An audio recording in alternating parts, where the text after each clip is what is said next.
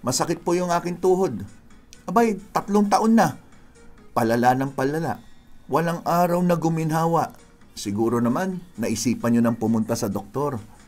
Kaya minsan nagtataka ako sa mga pasyente bakit natiis nila yung sakit ng napakatagal na panahon. Pag tinanong mo, kailan ka huling nagpa-check sa doktor? Ay, hindi pa ako nagpunta. Ito po mga sasabihin ko, mahalaga po ito.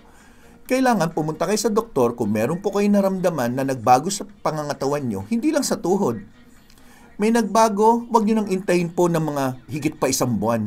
Siguro kung nagpahinga ka 2-3 araw o 1 linggo at masakit pa rin, kailangan pumunta ka na sa doktor. Bakit? Minsan may mga problema tulad na ito mga sasabihin ko. Hindi ka na makatayo. Pag naglakad ka, talagang pakiramdam mo matutumba ka. Magamaga na po yung tuhod nyo na umabot na ng higit 1 linggo. Napansin nyo na